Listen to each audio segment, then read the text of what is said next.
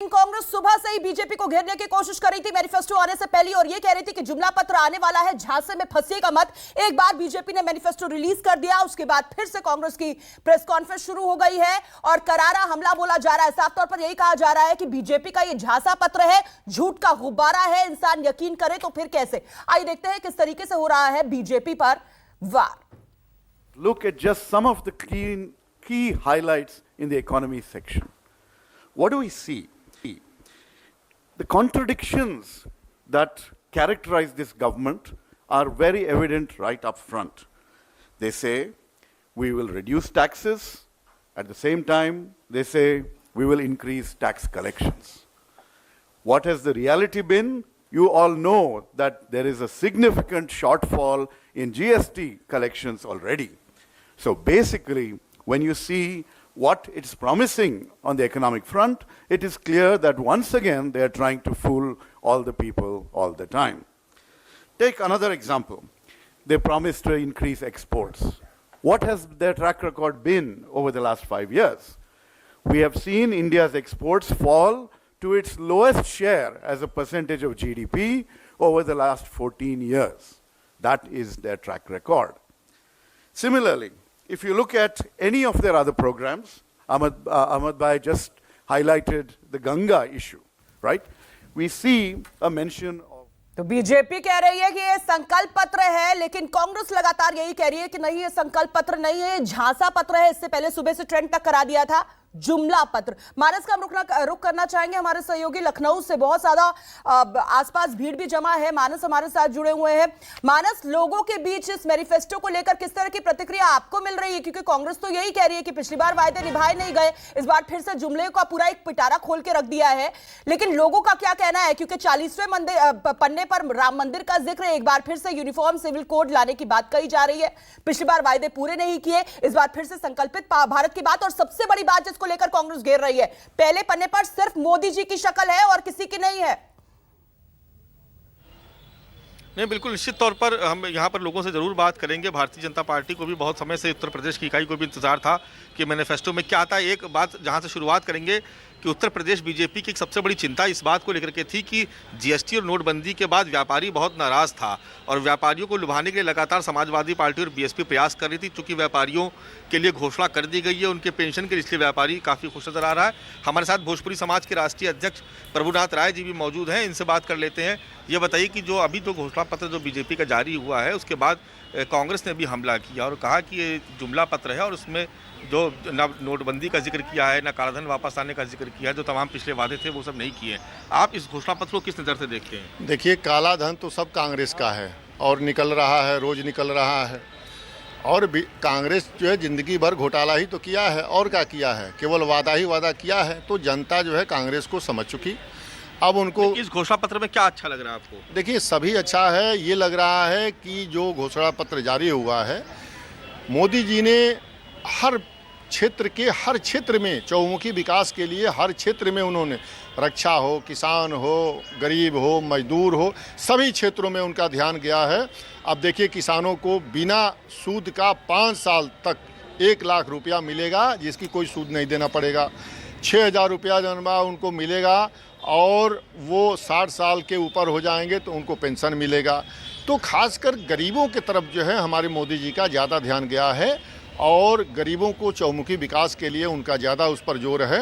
और जो भारतीय जनता पार्टी का घोषणा पत्र है, बहुत ही अच्छा और पूरे देश के, चलिए मानस, लखनऊ के लोगों को तो बहुत भा रहा है घोषणा पत्र। फिर हम आपके पास लौटेंगे, लेकिन मुंबई देश की आर्थिक राजधानी, वहां के लोग, वहां पर व्यापार जगत के कई सारे लोग हैं जो इस वक्त जुटे हुए हैं। इंद्रजीत हमारे सहयोगी हमारे साथ हैं। इंद्रजीत, उनसे पहला सवाल तो आप ये करिए कि क्या मैनिफेस्टो आज के वक्त में पार्टियों के लिए सिर्फ रस्म अदायगी भर है? 11 तारीख से वोटिंग होनी है, फर्स्ट फेज ऑफ वोटिंग होनी है और 8 तारीख को रिलीज किया जा रहा है मैनिफेस्टो। जी बिल्कुल, आज बीजेपी का मैनिफेस्टो जारी हो गया है और बहुत लोगों को उम्मीदें थी कि इस मैनिफेस्टो से क्या मिलता है और सभी लोग ये जानने की कोशिश कर रहे थे, जिसमें व्यापारियों को जो पेंशन की बात की गई है उस पर लोगों का खास ध्यान है। इसके अलावा किसानों के लिए जो सबके लिए अभी 6,000 बोला गया उस पर बात है। हम लोगों से बात करेंगे, लोगों से जानने की कोशिश करेंगे। ये बताइए कि इस जो मैनिफेस्टो जारी किया है बीजेपी ने, काफ़ी देर से आया है, उसको कैसे देखते हैं? ये सब चुनावी जुमला है। पिछले 5 साल में इन्होंने जो शासन किया उस समय तक तो इन्होंने कुछ किया नहीं, और चुनाव के टाइम ही उनको किसान क्यों याद आया? किसान है, कामगार है, इन लोगों के बारे में कभी इन्होंने सोचा नहीं, गरीबों के बारे में कभी सोचा नहीं। 15 लाख इन्होंने बोला, वो भी इन्होंने कहा कि एक जुमला है। इन्होंने बोला स्वच्छ भारत हुआ नहीं। स्मार्ट इंडिया जो हुई व्यापारियों नहीं। को पेंशन की बात है, तो जीएसटी से क्या व्यापारियों का ज़्यादा नुकसान हो गया है? हाँ, जीएसटी एक्चुअली खुद जो व्यापारी है, छोटे मोटे जो व्यापारी थे उनका तो बिल्कुल ही बंद हो गया साफ साफ, क्योंकि जीएसटी के लिए उनको खास एक आदमी रखना पड़ता है और इतना धंधा होता नहीं कि वो जीएसटी भर सके। तो अभी पेंशन स्कीम से आप लोग खुश हैं?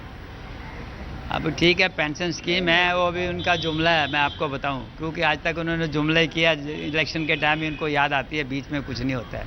हम कुछ और लोगों से बात करते हैं। आप बताइए कि जो बीजेपी का आज घोषणा पत्र जारी हुआ है, उसको कैसे देखते हैं कि किसानों को 1 लाख तक अगर लोन लेते हैं तो उस पर ब्याज नहीं देना होगा। इसके अलावा जो व्यापारियों को पेंशन की बात है, छोटे व्यापारियों को, उसको कैसे देखते हैं? देखिए, मेरा तो कहना एक ही है कि जैसा अगर बड़े लोग हैं तो उनके लिए तो कुछ ये सब जीएसटी नॉर्मल चीज़ है, उनके लिए तो तकलीफ नहीं होती है।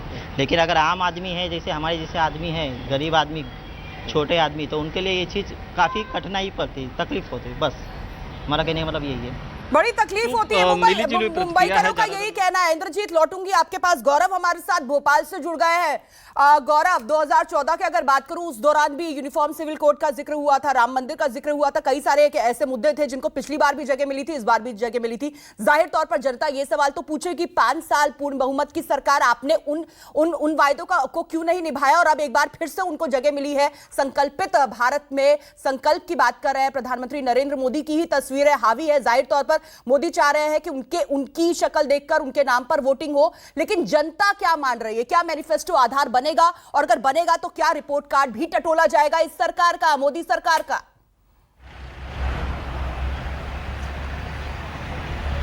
देखिए, बिल्कुल निश्चित तौर पर कोई भी राजनीतिक दल चुनाव से पहले जब अपना मैनिफेस्टो जारी करता है तो उसका विजन उसमें होता है कि अगले 5 साल में अगर वो सत्ता में आता है तो अगले 5 साल की उसके कार्य की जो है क्या रूपरेखा होगी, वो कौन कौन से कामों को प्राथमिकता देगा।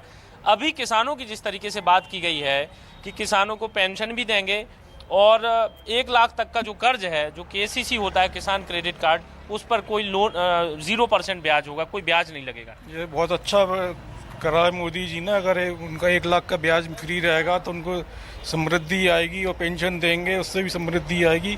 साथ में एमएसपी डबल करने का भी उन्होंने बोला हुआ है 2022 तक।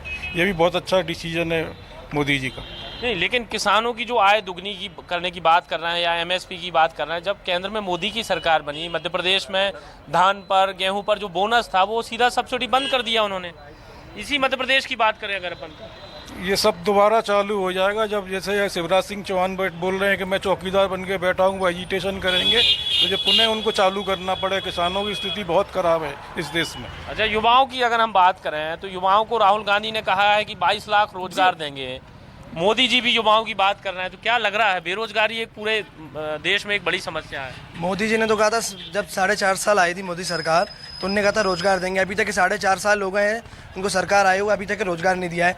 लेकिन अब हमें लग रहा है राहुल गांधी जी रोजगार दे सकते हैं, तब हम उन्हें वोट देंगे। अच्छा, दूसरी बात करें कि छोटे व्यापारियों को पेंशन देने की बात है, मजदूरों का भी जिक्र है, तो जो जीएसटी के बाद जो छोटे व्यापारियों पर जो समस्या आई, साहब काम तो कुछ हुआ ही नहीं है, काम करते हुए भी पूरा नहीं हो रही है हमारा। तो ये राम मंदिर की बात हो रही है, 370 धारा की 5 साल में तो हटा ही नहीं। अरे साहब, राम मंदिर कहते कहते ये जिंदगी भर वोट लेते रहेंगे पब्लिक तो को, ये कभी कहना नहीं बनेगा ठीक है कि राम मंदिर कहते कहते 283 तक तो पहुंच गए, लेकिन राम मंदिर अब तक नहीं बना, सिर्फ जुमलेबाजी हुई है, ये कहना है कांग्रेस का।